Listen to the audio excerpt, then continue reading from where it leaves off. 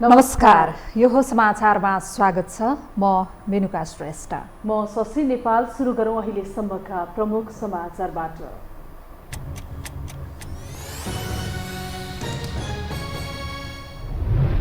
प्रतिनिधि सभामा प्रधान न्यायाधीश जबरा विरुद्धको महाभियोग प्रस्ताव पेश। अर्को बैठकबाट छलफल सुरु हुने।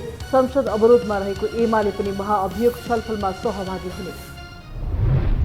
आजदेखि देशभर कांग्रेसको चुनावी घर दैलो अभियान सुरु।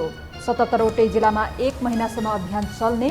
जनताको सुझावको आधारमा गठबन्धनबारे निर्णय लिने पदाधिकारीको तयारी। बढ्दो महँगीले सर्वसाधारण बारमा निम्न वर्गीय नागरिकलाई दैनिकी चलाउनै सकस। जनताको दुःखमा सरकारी निकाय भने मुखदर्शक। उपभोक्तावादीहरूको पनि बेवास्ता।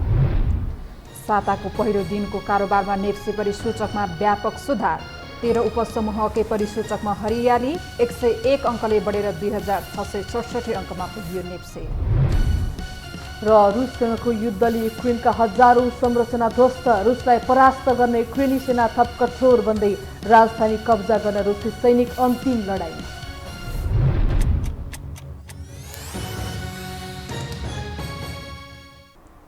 अब समाचार विस्तारमा।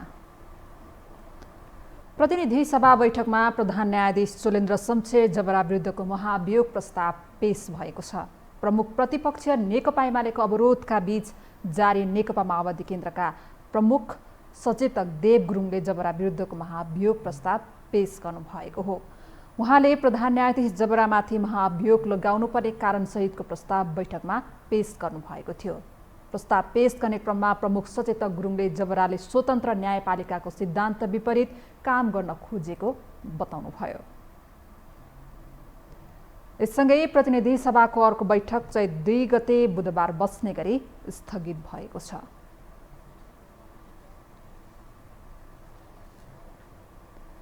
प्रतिनिधि सभामा प्रधान न्यायाधीश चोलेन्द्र शमशेर जबरा विरुद्ध महाभियोग प्रस्ताव पेश भएको छ। यद्यपि प्रमुख प्रतिपक्षी दल नेकपा एमालेको अवरोध कायम छ भने संसद जबरजस्ती चलिरहेको छ।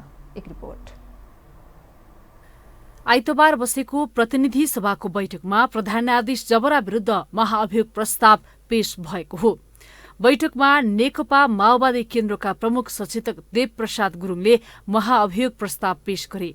महाअभियोग प्रस्ताव पेश गर्दै प्रमुख सचेतक गुरुङले प्रधान न्यायाधीश जबराले संविधान, नियम, कानून र न्यायिक मूल्य मान्यताको उल्लङ्घन गरेका कारण महाअभियोग प्रस्ताव ल्याउनु परेको बताए।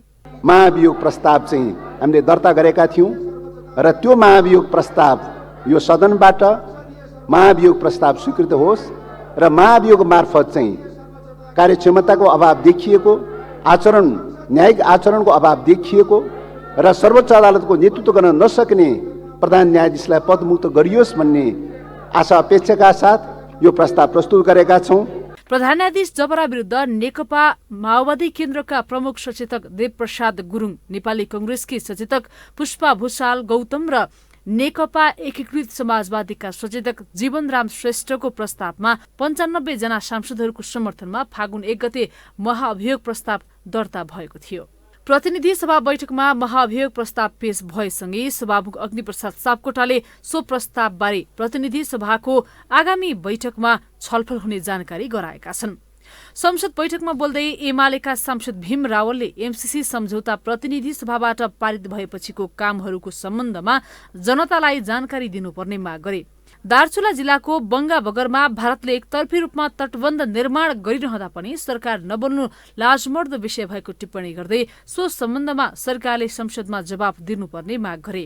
हाम्रो दार्चुला जिल्लाको त्यो बंगा बगरमा भारतले एकतर्फी किसिमले त्यहाँ डोजर चलाउँदाखेरि पनि नेपाल सरकारले त्यसमा नबोल्नु यो लाजमर्दो कुरा हो।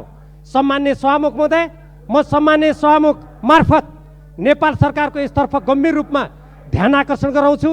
नेपाल मजदुर किसान पार्टीका सांसद प्रेम सुवालले दार्चुलामा महाकाली नदीको बहाव भारतले नेपालतर्फ फर्काइरहेको भए पनि सरकार नबोलेकोमा आपत्ति जनाए। नेपालको सिमानामा भारतीय पक्षको अतिक्रमण तत्काल रोक्नुपर्ने उनको जोड छ। दार्चुलामा भारतले अतिक्रमण गरेको सीमा तत्काल यथास्थानमा राख्ने काम होस्, सरकारको ध्यान आकर्षण गराउन चाहन्छु। धन्यवाद। प्रतिनिधि सभाको बैठकमा प्रमुख प्रतिपक्ष नेकपा एमाले अवरोध कायमै राख्यो र पनि प्रतिनिधि सभाको बैठकको सूचीमा रहेका सबै कार्यक्रमहरू अघि बढे। एकातिर एमालेको परिणामविहीन अवरोध कायमै रहने, अर्कातिर संसदका कार्यहरू घिसिपिटी चलिरहने स्थिति देखिएको छ। आफ्नो स्वार्थमा चलिरहेका दलका नेताहरूले संसदको गरिमा चाहिँ भत्काउँदै लगिरहेका छन्। लगातार संसद अवरुद्ध गर्दै आइरहेको नेकपा एमाले अहिलेसम्म संसदको काम कारबाहीमा खुलस्त भाग लिएको छैन। तर प्रतिनिधि सभामा पेश गरिएको प्रधान न्यायाधीश महाभियोग प्रस्तावमा भने संसदीय प्रक्रियामा भाग लिने देखिएको छ। एक रिपोर्ट। संसद पुनर्स्थापना भए यता नेकपा एमाले लगातार संसद बैठक अवरोध गर्दै आएको छ। एमाले कारबाही गरेका 14 सांसदलाई बर्खास्त नगरेसम्म संसद चल्न नदिने एमालेको अडान कायम छ। सोही कारण एमाले हालसम्म भएका संसदीय प्रक्रियाहरूमा अवरोध गर्दै असंलग्न छ। तथापि प्रधान न्यायाधीश चोलेन्द्र शमशेर राणाको महाभियोग प्रस्तावमा छलफल गर्न भने एमाले पनि सहभागी हुने देखिएको छ। आइतबारको प्रतिनिधि सभा बैठकपछि सञ्चारकर्मीहरूलाई संक्षिप्त प्रतिक्रिया दिँदै कानून न्याय तथा संसदीय मामिला मन्त्री दिलेन्द्र प्रसाद बडुले महाभियोग प्रस्तावमाथिको छलफलमा एमालेको पनि सहभागिता हुने विश्वास व्यक्त गर्नुभयो। उहाँले छलफलमा भाग लिन आउनुपर्छ, उहाँ मलाई लाग्छ उहाँ आउनुहुन्छ। छलफलमा भाग लिइसकेपछि निर्णय प्रक्रियासम्म उहाँको पनि सहभागिता हुन्छ। त्यसकारण उहाँहरूले आशंका गर्ने होइन, उहाँहरूले आफूमाथि उठेका आशंकालाई समाधान गर्ने समय पनि आउँदैछ। त्यसकारणले मलाई लाग्छ यो समग्र प्रक्रियामा सबैको सहभागिता हुन्छ। विधिवत आज प्रस्तुत भएको छ संसदमा र यसको प्रतीक्षा हामी गरौँ। योभन्दा एउटा प्रक्रियाले यसको डिस्कसन हुन्छ। नेकपा एमाले संसदीय दलका उपनेता सुभाष चन्द्र नेमाङले महाभियोगको प्रस्ताव समितिमा छलफलका लागि जाने र एमाले समितिमा छलफलमा भाग लिने बताए। संसद अवरोधको सम्बन्धमा भने पार्टी छलफलमै रहेको उनको भनाइ छ। महाभियोगको सन्दर्भमा त तपाईँहरूले देखिराख्नु भएको छ। हामीले समितिमा हाम्रा साथीहरूको नाम पनि दिएका छौँ। समितिले पूर्णता प्राप्त गरेको छ। अब महाभियोग सम्बन्धी विषय संसदबाट निर्णय भएर सायद चैत्र 2 गते समितिमा पुग्ला। अनि चैत्र 2 गते पश्चात समितिले काम पनि सुरु गर्छ। प्रक्रियामा चाहिँ तपाईँहरूले भाग लिनुहुन्छ? अनि समितिमा नाम दिएपछि त समितिको काममा त भाग लिने कुरामा त विवादै भयो। नेकपा एमालेका सांसद डाक्टर भीमबहादुर रावलले महाभियोग सिफारिस समितिमा एमाले सदस्य पठाएपछि छलफलमा भाग लिनुपर्ने धारणा व्यक्त गरे। उनले एमाले संसद अवरोध भन्ने तर सरकारका काम गर्न दिएको र एमसीसी पारित गर्न दिएको भन्दै आश्चर्य व्यक्त गरे। संसद अवरोध भन्ने, एमसीसी सम्झौता पारित गर्न दिने, कुरुकुरु सरकारका काम कारबाही गर्न दिने, अनि प्रधान न्यायाधीशको विरुद्धमा आएको जुन महाभियोग प्रस्ताव छ त्यो महाभियोग प्रस्तावमा कमिटीको सदस्य बस्ने। अब कमिटीको सदस्य बस्ने निर्णयले त पद सम्बन्धमा छलफल हुँदाखेरि भाग लिनु त सामान्यतया नैतिकताको कुरा हो जस्तो लाग्छ मलाई। तर त्यस सम्बन्धमा के निर्णय भएको छ, कहाँ के छलफल भएको छ त्यो मलाई जानकारी छैन। त्यो सार्वजनिक रूपमा पनि आएको छैन। तर महाभियोगको विषय सम्बन्धी छानबिन जुन समिति बनाएको छ त्यो छानबिन समितिमा सदस्यहरू पठाएपछि त अब ती सदस्यले त अवश्य पनि छलफल गर्लान् भन्ने यो सामान्य अनुमानको कुरा हो। नेकपा एमालेका सांसद खगराज अधिकारीले सरकार र सभामुखले संसद अवरोध गरिरहेको आरोप लगाएका छन्। संसदलाई प्रभावकारी बनाउन नदिन गलत कामहरू गरिरहेको उनको टिप्पणी छ। सांसद अधिकारीले महाभियोगको सम्बन्धमा समितिमा एमाले छलफलमा भाग लिए पनि प्रतिनिधि सभामा भने विरोध जारी राख्ने बताए। अवरोध त संसदमा पनि गरेका छैन, विरोध हो। संसदमा पनि समितिहरूमा नि हामीले विरोध गरेका छैनौँ। तपाईँहरूलाई हामीले राम्ररी बुझाउन सकेनौँ होला। त्यसकारण हामी संसदीय समितिहरूमा मसिनो गरेर छलफल गरिरहेकै छौँ। फुल हाउसमा त हाम्रो विरोध जारी नै छ होइन। अवरोध हामीले जे विरोध गरेका छौँ त्यो विरोधको नारा जस्तो अहिले छँदैछ। हामी संसदीय समितिमा हाम्रो कुराहरू राख्छौँ, प्रश्न रूपमा राख्छौँ। पूर्व प्रधानमन्त्री तथा नेकपा एकीकृत समाजवादीका सांसद झलनाथ खनालले प्रधान न्यायाधीश विरुद्धको महाभियोग प्रस्ताव संसदबाट पारित हुने दावी गरे। एमालेको समेत सहयोगले नै यो प्रस्तुत भइसकेको छ। त्यसो हुनाले एमाले अब त्यो असहयोग गर्ने भनेको त उहाँहरूको आफ्नो आन्दोलन जारी राख्ने होला। तर संसदले निर्णय गर्दा पछि पर्दैन नि। यो अहिले भर्खरै देव गुरुङले चाहिँ नि त्यो प्रस्ताव राख्दै हुनुहुन्छ, त्यो अगाडि बढिसक्यो। महाभियोग प्रस्तावमा छलफल गर्न संसदमा एमाले सहभागी भएपछि अब संसद अवरोध गर्दै नाराबाजी गर्नुको कुनै तुक नहुने कतिपयको तर्क छ। यद्यपि एमालेका नेताहरूले भने प्रक्रियामा पनि भाग लिने, संसद पनि अवरोध गर्ने नीति अख्तियार गर्ने देखिएको छ, जुन स्वाभाविक नहुन सक्छ। अब बाँकी समाचार।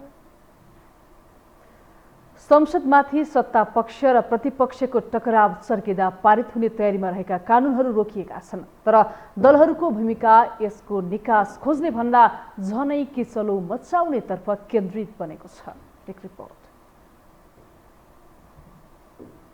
नेकपा एमालेका अध्यक्ष केपी शर्मा ओलीले शनिबार एक कार्यक्रममा बोल्दै गर्दा गम्भीर प्रश्न उठाउँदै भने संसदले भत्ता खाने बाहेकको के काम गरेको छ? पुरानो जनादेशले जबसम्म काम गर्छ तबसम्म पार्लियामेन्ट रहन्छ। त्यो जनादेशले काम गर्न छोड्यो भने फेरि जनताको बिचमा गएर नयाँ ताजा जनादेश प्राप्त गर्नुपर्छ र देशलाई अगाडि बढाउनुपर्छ। देशलाई पार्लियामेन्टलाई निकम्मा बनाएर अहिलेको जस्तो भत्ता खाने बाहेक के काम गरिरहेछ? पार्लियामेन्ट भत्ता खाने काम गरिरहेछ। अनि मुद्दा लडेर फिर्ता ल्याएको संसदले के काम गर्छ बिचरा? मुद्दा लडेर फिर्ता ल्याएको मुद्दाबाट आएका सर्वोच्च अदालतले टिको लगाइदिएर सरकार बनेकाहरूले के गर्छ? त्यसै कारण हामी भन्छौँ जनतामा जानुपर्छ। जनादेशले जबसम्म काम गर्छ त्यस दिनसम्म संसद चलाउने, जब काम गर्न छोड्छ ताजा जनादेशमा जाने भन्दै आफूले गरेका 2 विघटनको औचित्य पुष्टि गर्न खोजेका ओलीले अहिलेको संसदलाई निकम्मा बनाउने काम गरेको आरोप लगाएका हुन्। तर आकाशमा फर्केर थुक्दा आफैलाई पर्छ भन्ने हेक्का उनलाई कमै हुने गरेको छ, किनकि अदालतमा मुद्दा दायर गरेर यता विगत 6 महिनादेखि संसदलाई निरन्तर अवरोध गर्दै अर्थहीन बनाउने काम एमालेबाटै भएको छ। संसदलाई प्रभावकारी बनाउन आम रूपमा प्रश्न उठिरहेको छ, तसर्थ अवरोध अन्त्य गरी सभा सञ्चालनमा सहयोग गर्न म सम्बन्धित मान्य सदस्यहरूलाई विशेष अनुरोध गर्दछु। कानुन नबनाएर आदेश जारी गरे हुनाले त्यसको पलपलमा समस्या आउँछ। त्यसैले हरेक कुरालाई कानुनी ढङ्गले नै समाधान गर्नुपर्छ भन्ने हाम्रो मान्यता हो। हिजो कराउनेहरू आज के गरेका छन् उनीहरूलाई सोध्नु। संविधान मुताबिकको कानुन, कानुन मुताबिकको नियमावली हुनु पर्यो। आदेशले देश चलाउने होइन नि, कानुनले देश चलाउने। जनताका प्रतिनिधिहरूको आवाज व्यक्त गर्ने ठाउँ निरन्तर अवरोध हुँदा संसदमाथि नै अनेक प्रश्न उठेका छन्। मूलत संसदमाथि प्रश्न उठाएरै सत्ता पक्षलाई विघटनको बाटोमा पुर्याउने बिन्दु एमालेले खोजिरहेको छ। यता संसद चल्न नसक्नुको कारण एमालेलाई देखाएर सत्ता घटकहरू आफ्नो स्वार्थ अनुकूल प्रयोग गरिरहेका छन्। एमसीसी जस्ता विवादित मुद्दा पास गर्न सत्ता गठबन्धनले दिनरात संसद चलाएको थियो। प्रतिपक्षसँग संवाद मार्फत निकास खोज्न सत्ता पक्षले चासो देखाएको छैन। कतिपय विषयहरू छन् जो जनताको सरोकारसित, राष्ट्रको सरोकारसित जोडिएका विषयहरू पनि आखिर संसदमा छलफल गरौँ भन्ने प्रयत्न हामी गरिरहेका छौँ। हेरौँ अब प्रमुख प्रतिपक्ष जनताका प्रति, संसदका प्रति कति जिम्मेवार हुन्छ, यो त तपाईँहरूको सामान्यमै छ। हामी आशा गरौँ उहाँहरूको सहभागिताले यो संसद फेरि पनि क्रियाशीलतातर्फ बढ्छ। चालु विधेयक अधिवेशनमा एउटा विधेयकमाथि पनि दलहरूले छलफल चलाएका छैनन्।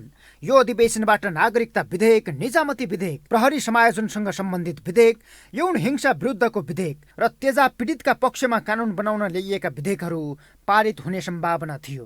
तर एउटा पनि विधेयक पारित गर्न सत्ता पक्ष र प्रतिपक्षले चासो देखाएका छैनन्। अहिले प्रधान न्यायाधीश चोलेन्द्र शमशेर राणाका विरुद्ध महाभियोग संसदमा ल्याएर अल्झाएर राखिएको छ। आइतबारको बैठकमा पेश गरिए पनि दलहरू यसलाई टुङ्ग्याउन भन्दा पनि लम्ब्याउनतर्फ लाग्ने मनस्थितिमा देखिएका छन्।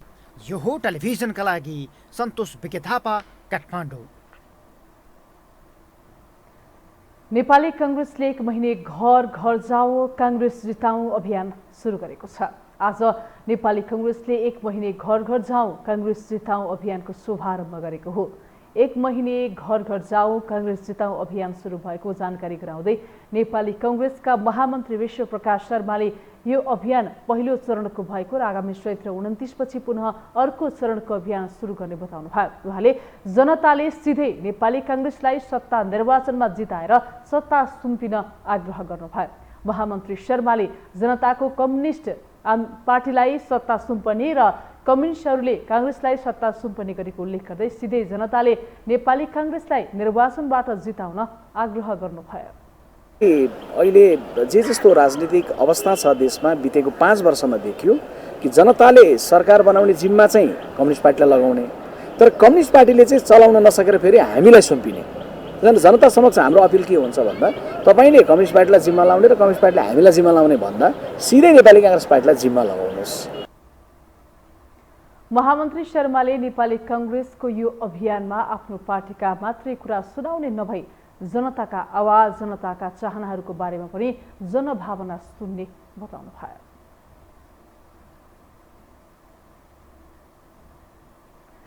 सर्वोच्च अदालतले नेकपा एकीकृत समाजवादी अध्यक्ष माधव कुमार नेपाल सहित 14 सांसदको वैधानिकता सम्बन्धी मुद्दामा एकैपटक अन्तिम सुनवाई गर्ने भएको छ। आज न्यायाधीश द्वय ईश्वर प्रसाद खतिवडा र कुमार चुडालको इजलासले यो मुद्दामा उठाइएका संवैधानिक र कानुनी प्रश्नको निरूपण छिटो छरितो रूपमा हुनु मनासिब देखिएको भन्दै चैत्र 20 गते पेशीतोकी पूर्ण सुनवाई गर्ने आदेश दिएको हो। माधव नेपाल सहितका सांसदलाई नेकपा एमाले गरेको कारबाहीलाई मान्यता नदिएपछि अध्यक्ष केपी शर्मा ओलीले निर्वाचन आयोग लगायत विरुद्ध सर्वोच्च अदालतमा रिट दिनुभएको थियो। त्यसैको रोष भने एमाले विगत 6 महिनादेखि प्रतिनिधि सभा बैठकमा पोख्दै आएको छ।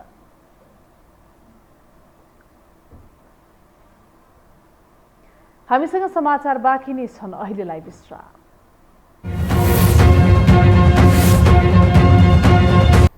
विश्रामपछि स्वागत छ। अब बाँकी समाचार। बजारमा हरेक वस्तुको मूल्य वृद्धि अपत्यारिलो ढङ्गले उकालो लागिरहेको छ। दिन प्रतिदिन बढ्दो मूल्य वृद्धिका कारण नागरिकको भान्सा महँगीको चपेटामा छ, तर सरकार कानमा तेल हालेर बसेको छ। यता मन्त्रीहरू महँगी बढ्नुमा सरकारको हातमा नभएको भन्दै गैर जिम्मेवार अभिव्यक्ति दिइरहेका छन्। एक रिपोर्ट। ओखलढुङ्गा स्थायी घर भएकी सुषमा सुनवार बानेश्वरको थापा गाउँ चोकमा बसेर पानीपुरी चटपटे बेच्छिन्। उनले यो व्यवसाय सुरु गर्दा प्रति प्लेट 25 रुपैयाँबाट सुरु गरेकी थिइन्। अहिले त्यही चटपटे पानीपुरीको भाउ 40 रुपैयाँ पुगेको छ। तैपनि सोचे जस्तो आम्दानी निकाल्न हम्मे हम्मे पर्ने उनी बताउँछिन्। उनले यही पानीपुरी र चटपटे बेचेर जसो तसो मासिक 15,000 कमाउँछिन्। पहिले यही व्यवसायबाट 3 जनाको परिवार धाने पनि अहिले यो असम्भव भएको उनको अनुभव छ। महिनै पछि बढिरहेको छ अनि हामीलाई त एकदमै मार्का पर्छ नि त। नर्मल परिवारलाई त त्यही गाह्रो छ। जताबाट पनि ठग के अरे घाटा हुनु भनेको हामी एउटा नर्मल जनतालाई नै हो होइन। 3 जनाको परिवारलाई अब 20,000ले महिनाभरि 20,000ले पुर्याउनु गाह्रो भइरहेको। ग्यास नै अब 1800 हुन लागिसक्यो। किनेर खानुपर्ने, दैनिक कमाएर अब किनेर खानुपर्ने हुन्छ होइन। त्यही भएर बस सबैलाई समस्या नै गाह्रो नै भइरहेको छ। केही महिनामा नै दैनिक उपभोग्य वस्तुको मूल्य अत्याधिक बढेको सर्वसाधारणको अनुभव छ, जसका कारण दैनिक कमाएर खाने मजदुर वर्ग सबैभन्दा बढी मारमा परेका छन्। महँगी बढेपछि त हामीलाई त दिन धान नै गाह्रो भएछ। अब तरकारी किन्नुपर्ने, अब काठमाडौँ बसेपछि अब डेरामा बस्नु परेछ हामीलाई। अब डेरामा बसेपछि तरकारीको भाउ भ्वात्तै बढेछ। अब जुन कौली चाहिँ 20-25 रुपियाँ पाउने कुरो चाहिँ अहिले भ्वात्तै डबल ट्रिपल बढेछ। अब गाडीमा जानुपर्ने पेट्रोलकै भाउ अब 100 रुपियाँ पाउने कुरो अब 150 मा पाइन्छ। त्यो त हामीलाई अब दिन धान नै गाह्रो भएछ। अहिले नियन्त्रण छैन। कम्तीमा उपभोक्ताहरूको लागि होइन, सरकारले नियन्त्रण गर्नुपर्छ। कहाँ जुन भाउमा व्यापारीहरूले बेचिराखेका छन् ती भाउ कतिमा बेच्नुपर्ने हो त सरकारले नियन्त्रण गर्नुपर्ने। तर सरकारले चाहिँ ध्यान दिइराखेको केही छैन। त्यो सरकारकै कमजोरी हो। त्यो किन ध्यान नदिएको जस्तो लाग्छ तपाईलाई? त्यो राजनीतिक अस्थिरताले गर्दा हो। के भन्नु अब त्यसलाई, राजनीतिक अस्थिरता नै हो र एउटा गैर जिम्मेवारीपूर्ण तरिकाले काम गरेको जस्तो लाग्छ यो सरकार। बजार भाउ आकाशिँदा सर्वसाधारणको भान्सामा महँगीको आतंक छ। दैनिक हातमुख जोड्नै कठिन भइसकेको छ। तर नियमनकारी निकाय सधैँ मौन छ भने उपभोक्ता हितका लागि काम गर्ने नागरिक समाज पनि निष्क्रिय छ। तर यसबारे निरन्तर सरकारको ध्यानाकर्षण गराए पनि सुनवाई नभएको कतिपयको तर्क छ। अनुगमन जाँदाखेरि सरकारले हामीलाई लिएर जान्छ, हामी त्यो पसल सिल गर्छौँ। जब चाहिँ अनुगमन गरेर त्यो सिल गरिसकेपछि खोल्ने बेलामा चाहिँ सरकारले हामी उपभोक्ता कर्मीलाई बोलाउँदैन, उहाँहरूको मिलोमत्वमा हुन्छ, आर्थिक लेनदेनमा हुन्छ र त्यो पसल चाहिँ कहिले ओपन भयो, के कारवाही गर्यो केही थाहा नै हुँदैन। सरकारले नियन्त्रण नगरिसकेपछि के हुन्छ? जुन सरकारै फिदल भइसक्यो सरकारको दायित्व हो। सरकार आफै बजार अनुगमनमा जाँदैन भनेपछि त व्यवसायी त स्वतन्त्र हुनु भयो। अब व्यवसायी पनि के छ भने सानो कुरामा पनि व्यवसायीको सङ्गठित हुन्छ। उपभोक्ता सङ्गठित छैनन्। महँगी बढ्दा नागरिकको दैनिकी कष्टकर बनेको तर्फ सरकारको पटक्कै ध्यान गएको छैन। महँगी बजार भावबारे नियमन गर्ने विभागीय मन्त्री नै छैन। उद्योग मन्त्रालय प्रधानमन्त्रीकै मातहतमा छ। महँगीबारे सरकारी उदासीनता कति छ, सरकारको मन्त्रीहरूको अभिव्यक्ति सुने पुग्छ। आजको महँगी हाम्रो नियन्त्रणमा छैन। आज विश्व बजारमा आएको अर्थतन्त्रको मन्दी चाहिँ सायद रसिया युक्रेनको युद्ध मात्रै पनि छैन। खाडी मुलुकमा पेट्रोलियम पदार्थको मूल्य वृद्धि हुनु अनि भारतीय मूल्यको मुद्राको अवमूल्यन हुनु र त्यसको प्रभावमा हामीले डलरको मूल्य अत्यधिक तिर्नुपर्ने कारणले हाम्रो अर्थतन्त्रमा परेको चाप र यसले महँगी बढाएको कुराका प्रति हामी सबै सचेत भएर सरकारको नियन्त्रणमा मात्रै पनि सबै चिज छैन भन्ने कुरा यहाँहरूले बुझ्नुपर्छ। मूल्य वृद्धि किन बढ्यो? यसमा सरकार र सरकारवाला निकायको कुनै चासो छैन। बजार भाउ अनियन्त्रित बन्दा नागरिकको भान्सा थप महँगिएको छ। ज्याला मजदुरी गरेर जीविकोपार्जन गर्ने निम्न वर्गीय नागरिकलाई दैनिकी चलाउन धौधौ परिरहेको छ। उनीहरूको जीवन सहज बनाउन सरकार र सरकारवाला निकायको ध्यान जानु आवश्यक छ। यो हो टेलिभिजनका लागि क्यामेरामा निशान्त तामाङका साथमा निम्लेकी शेर्पा, काठमाडौँ। अर्थमन्त्री जनार्दन शर्माले पछिल्लो समय अर्थतन्त्रमा देखिएको चुनौतीले भन्सारमा समेत प्रभाव पारेको बताउनु भएको छ। आज भन्सार विभागले आयोजना गरेको कार्यक्रममा अर्थमन्त्री शर्माले अर्थतन्त्रमा देखिएको चुनौतीले भन्सारमा समेत प्रभाव पारेको बताउनु भएको हो। नेपाल राष्ट्र ब्याङ्कले विभिन्न वस्तुको आयातमा प्रतिबन्ध तथा केही वस्तु आयातमा मर्जिनको व्यवस्था गर्दा अर्थतन्त्रमा चुनौती देखिएको भए पनि समस्या समाधान गर्न सीमित समयको यस प्रकारको व्यवस्था लागू गरिएको बताउनुभयो। मन्त्री शर्माले यो व्यवस्था अर्थतन्त्रको स्थिति सहज हुनासाथ हट्ने स्पष्ट पार्नुभयो। पार्टीलाई सामान्य राजनीतिक कार्यदिशाबारे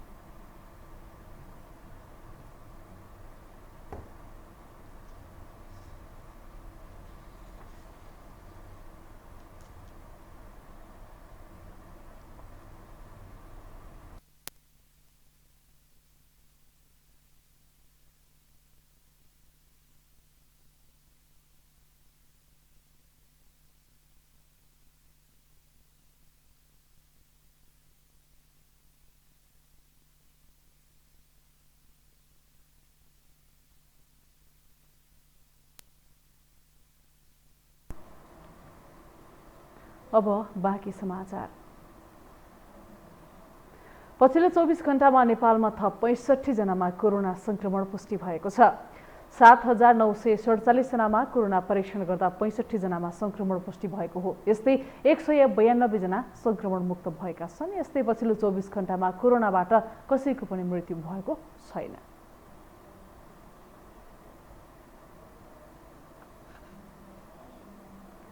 अब आर्थिक समाचार।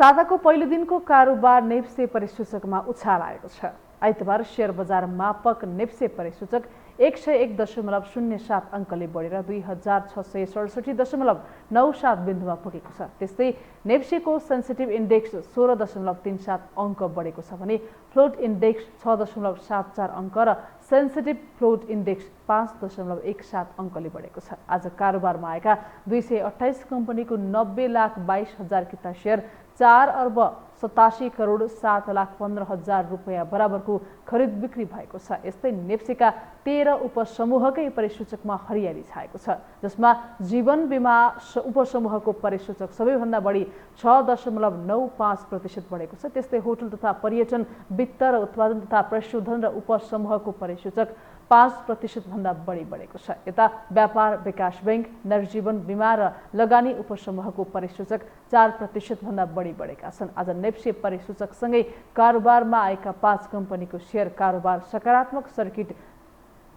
लेभलमा कारोबार भएको छ।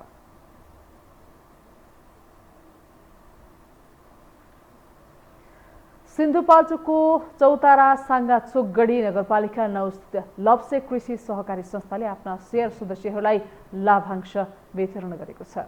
सहकारी स्थापनाको 11औं वर्षमा प्रवेश गरेको लप्से कृषि सहकारी संस्थाले आफ्ना सेयर सदस्यहरूलाई बोनस वितरण गरेको हो। प्रति किता 54 रुपियाँका दरले बोनस बढिएको छ भने यस सहकारीमा 314 जना शेयर सदस्य रहेका छन्। अहिले यस सहकारीको कुल पुँजी 1,18,72,492 पुगेको छ। हाल यस सहकारीको कृषि तथा अन्य शीर्षकमा 65,22,720 रुपियाँ ऋण लगानी रहेको सहकारीका अध्यक्ष बिलबहादुर श्रेष्ठले जानकारी दिनुभयो। गत आर्थिक वर्षमा यस सहकारीले 3,30,450 रुपियाँ नाफा कमाएको थियो।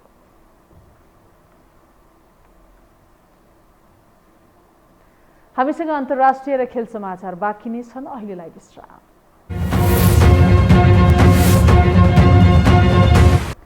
विश्रामपछि पुनः स्वागत छ। अब पालो अन्तर्राष्ट्रिय समाचारको।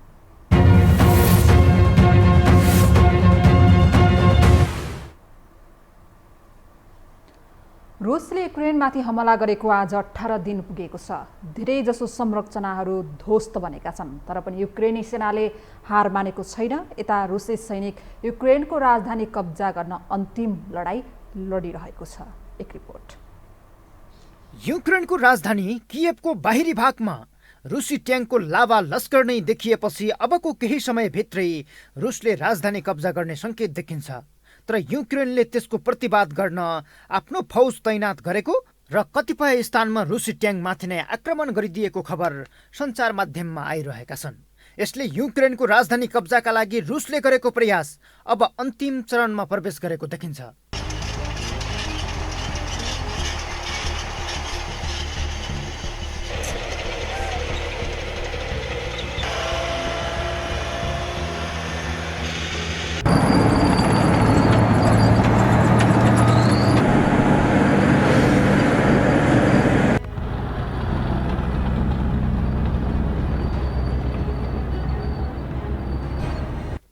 रुसी फौजले कियभलाई तीनतर्फबाट घेरा हालेको छ।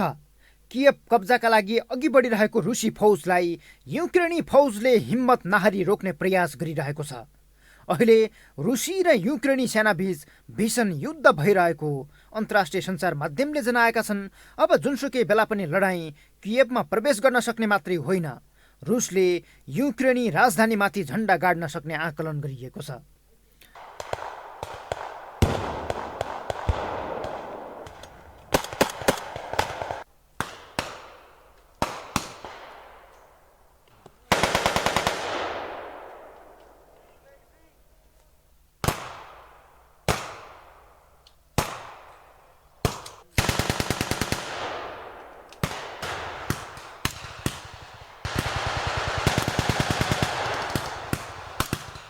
रुसले युक्रेनमाथि हमला गरेको आइतबार 18 दिन पुग्दा धेरै जसो संरचना ध्वस्त बनेर रणभूमिमा परिणत भइरहेका छन्।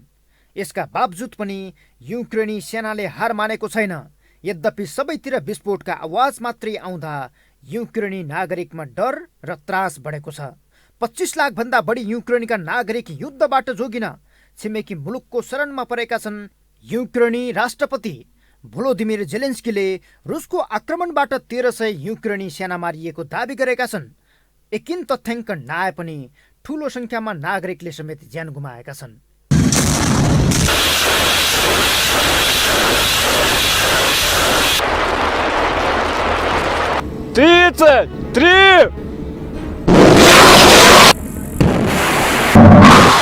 सबैभन्दा महत्त्वपूर्ण प्रश्न त रुस र युक्रेन बीचको युद्ध अन्त्य कसरी होला भन्ने हो। कसैले यसैलाई तेस्रो विश्वयुद्धको बीजारोपण समेत भनेका छन्, किनकि युक्रेनको समर्थनमा नेटोले सैनिक पठाएर रुसमाथि हमला गरे। स्वतः तेस्रो विश्वयुद्ध हुने अमेरिकी राष्ट्रपति जो बाइडेनले हालै सार्वजनिक गरेका छन्। नेटोले समर्थन दिए कसैलाई नछोड्ने रुसी राष्ट्रपति पुटिनले यसअघि नै चेतावनी दिएका छन्। समाधानका लागि रुस र युक्रेनका विदेश मन्त्रीबीच टर्कीमा पहिलो चरणको वार्ता भएको छ, तर वार्ता बिना निष्कर्ष टुङ्गिएपछि युद्ध रोकिने सम्भावना पनि देखिएको छैन। अब पश्चिमाहरूले रुसलाई युद्ध रोक्ने खालको प्रस्ताव दिन सक्छन् कि सक्दैनन् भन्ने प्रश्न मुख्य बनेको छ। रुसमाथिका प्रतिबन्ध हटाउन पश्चिमा देशहरू के चाहन्छन् भन्ने कुरा रुसी नेतृत्वलाई थाहा हुन आवश्यक भएको र यसैबाट युद्ध समाधान हुन सक्ने कूटनीतिज्ञहरू बताउँछन्। यो हो टेलिभिजनका लागि सन्तोष बेके थापा, काठमाडौँ। अब खेल समाचार।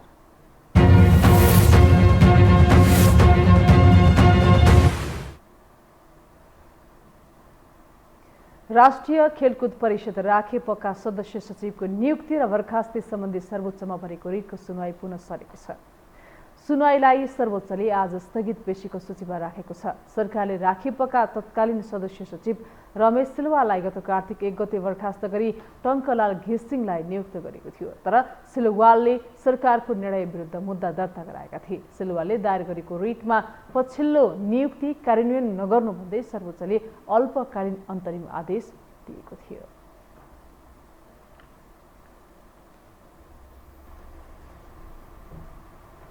खेल समाचारसँगै हामी यो समाचारको अन्त्यमा आइपुगेका छौँ। बिदा हुनु अघि प्रमुख समाचार पुनः एकपटक।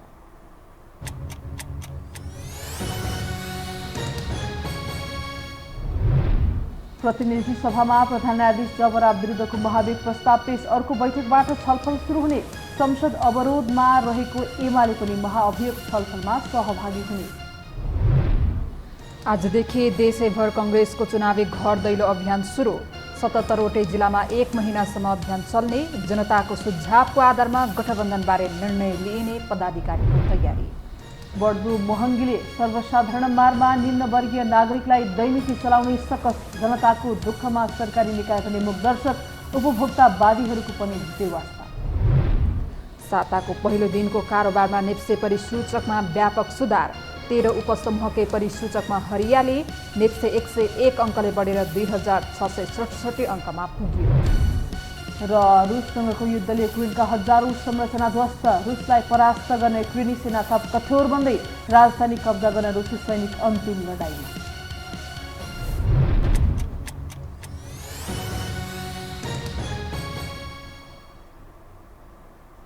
हवस् त यो समाचार सकियो। समाचार बुलेटिनका साथै यो टेलिभिजनका सम्पूर्ण कार्यक्रम यो टेलिभिजन.com, यो खबर.com, युट्युब र फेसबुकमा पनि पढ्न र हेर्न सक्नुहुनेछ। मोबाइलमा यो टिभी एप डाउनलोड गरी हामीलाई प्रत्यक्ष हेर्न सक्नुहुनेछ। तथ्य सहितको निष्पक्ष समाचार तथा मनोरञ्जनका लागि हेर्दै रहनुहोला यो टेलिभिजन। नमस्कार।